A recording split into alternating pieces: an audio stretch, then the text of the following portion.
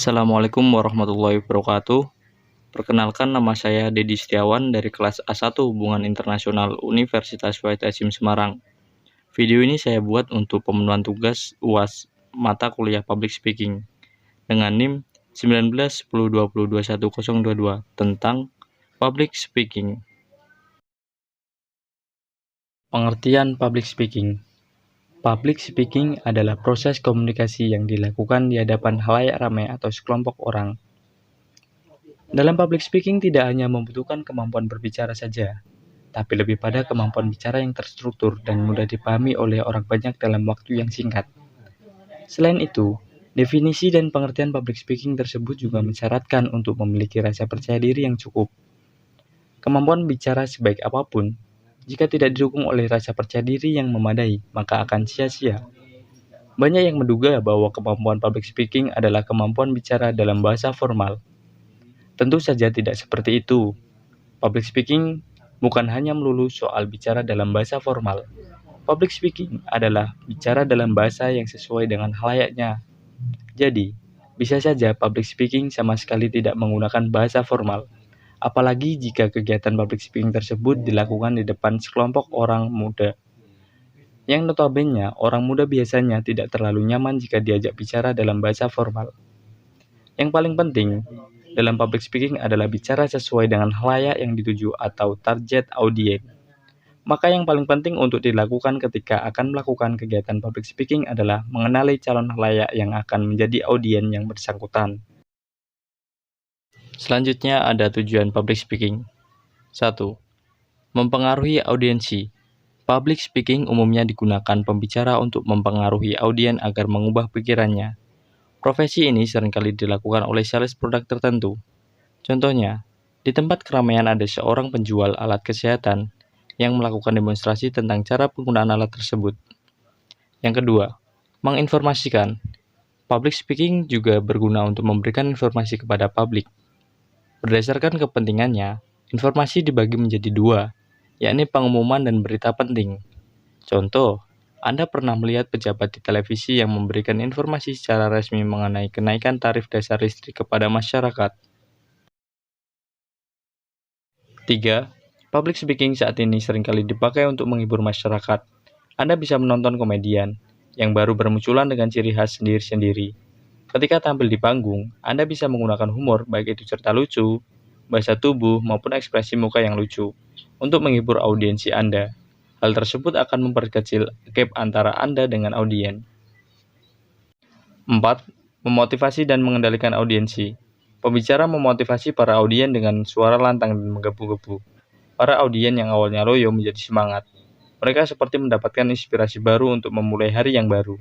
Anda bisa menggunakan public speaking untuk memotivasi anak buah, pegawai, klien, maupun masyarakat umum. Public speaking bisa digunakan untuk mengubah keadaan maupun suasana. Misalkan terjadi bencana kerja yang menyebabkan semua orang panik, maka public speaking dapat digunakan untuk menenangkan keadaan, atau suasana pertemuan yang awalnya sepi menjadi ramai, karena ada pembicara yang mampu menghidupkan suasana baik melalui cerita, materi, maupun cara penyampaiannya.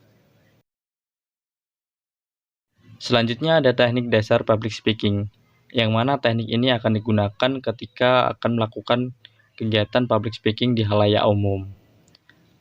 Teknik dasar public speaking pada umumnya ada beberapa poin. Pertama, mengatasi gugup ataupun grogi dalam public speaking. Yang kedua, teknik pernapasan untuk public speaking. Yang ketiga ada teknik vokal untuk public speaking. Yang keempat, persiapan public speaking. Yang kelima, teknik membuka public speaking. Yang keenam, penyampaian atau penguasaan materi public speaking. Yang ketujuh, teknik menutup public speaking. Itulah teknik-teknik dasar dalam public speaking. Selanjutnya ada manfaat kemampuan public speaking. 1. Membantu meningkatkan rasa percaya diri. 2. Menumbuhkan skill leadership. 3. Mudah bergaul. 4. Membuat Anda berpikir lebih kritis. 5. Bisa menyampaikan ide dengan lancar. 1. Meningkatkan rasa percaya diri. Berbicara di depan khalayak umum dapat membantu seseorang untuk meningkatkan kepercayaan dirinya. Hal tersebut akan sangat berguna baik dalam kehidupan sehari-hari maupun saat berada di dunia kerja. Karena public speaking sangat berguna dalam penyampaian sesuatu yang akan diinformasikan. Yang kedua, menumbuhkan skill leadership. Pemimpin yang baik perlu tahu bagaimana cara berkoordinasi yang baik dengan anggotanya.